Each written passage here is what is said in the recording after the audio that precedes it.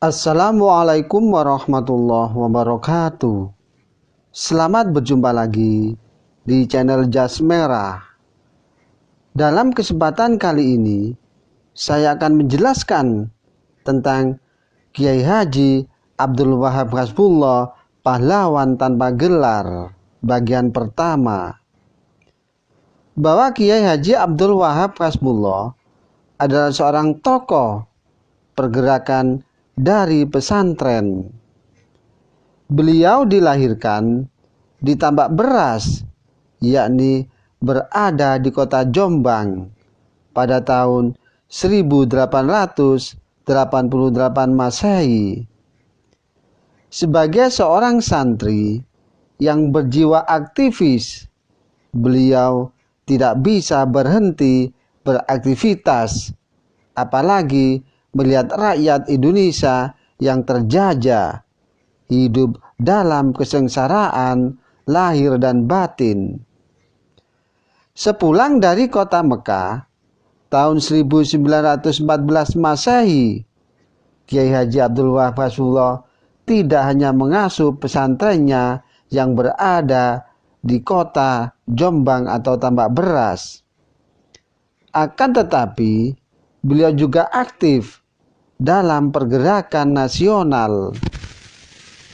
Beliau tidak tega melihat kondisi bangsanya yang mengalami kemerosotan hidup yang sangat mendalam, kurang memperoleh pendidikan, yakni juga mengalami kemiskinan serta keterbelakangan yang diakibatkan oleh penindasan dan pengisapan penjajah.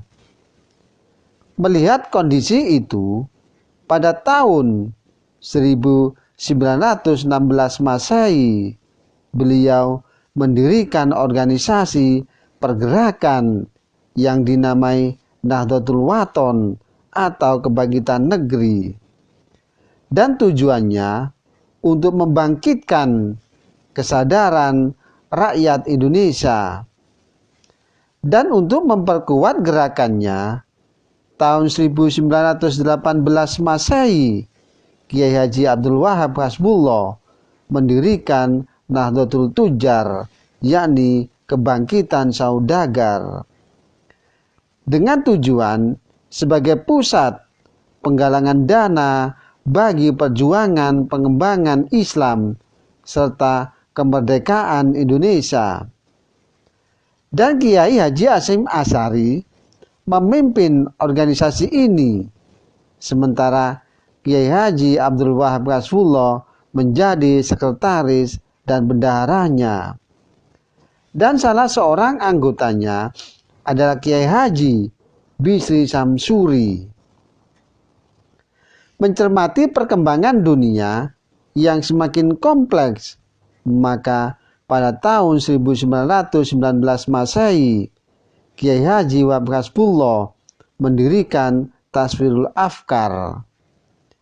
Di tengah gencarnya usaha melawan penjajahan, muncul persoalan baru di dunia Islam, yakni terjadinya ekspansi gerakan Wahabi dari Najd, yakni kota Arab pedalaman yang menguasai Hijaz, tempat suci Mekah yang dikuasai tahun 1924, dan juga menaklukkan kota Madinah pada tahun 1925 Masehi. Persoalan menjadi penting ketika aliran baru itu hanya memberlakukan satu aliran, yakni Wahabi yang puritan dan eksklusif. Dan sementara madhab Hanafi, Maliki, Syafi'i, dan Hambali yang selama ini hidup berdampingan di tanah suci itu tidak diperkenankan lagi diajarkan dan diamalkan di tanah suci. Dan anehnya, kelompok modernis Indonesia setuju dengan paham Wahabi. Lantas Kiai Haji Abdul Wahab Hasbullah membuat kepanitiaan beranggotakan para ulama pesantren dengan nama Komite Hijaz.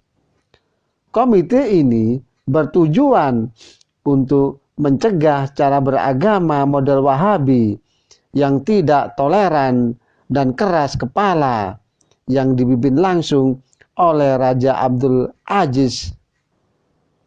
Untuk mengirimkan delegasi ini diperlukan organisasi yang kuat dan besar.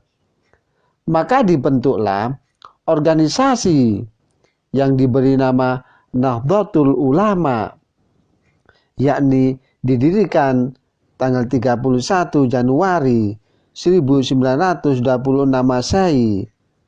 Dan Kiai Haji Abdul Wahab Hasbullah bersama Syekh Ghonaim Al-Misri yang diutus mewakili NU untuk menemui Raja Abdul Aziz Ibnu Saud. Dan usaha ini direspon baik oleh Raja Abdul Aziz. Dan beberapa hal yang penting hasil dari Komite Hijaz ini diantaranya adalah makam Nabi Muhammad dan situs-situs sejarah Islam tidak jadi dibongkar, serta dibolehkannya praktek madhab yang beragam, walaupun belum boleh mengajar dan memimpin di Haramain. Dan Kiai Haji Abdul Wahab Hasbullah dengan segala aktivitasnya adalah untuk menegakkan ajaran Ahlus Sunnah wal Jamaah yang sudah dirintis oleh Wali Songo dan para ulama sesudahnya. Beliau tidak hanya penerus, tetapi memiliki pertalian darah dengan penyebar agama Islam yang berada di tanah Jawa. Bahkan Kiai Haji Abdul Wahab Hasbullah juga mengidentifikasi sebagai penerus perjuangan Pangeran Diponegoro, karena itu beliau selalu memakai sorban yang beliau sebut sendiri sebagai sorban Diponegoro. Dengan sorban itu, beliau makin percaya diri dalam ucara keagamaan atau dalam upacara keagamaan sampai dengan acara kenegaraan. Beliau Kiai Haji Abdul Wahab Hasbullah selalu melingkarkan sorban tersebut hingga pundaknya tertutup. Demikian juga dengan sarung, tidak pernah diganti dengan pantulan. Beliau telah melampaui segala protokoler kenegaraan yang ada karena telah memiliki disiplin dan karakter keulamaan sendiri.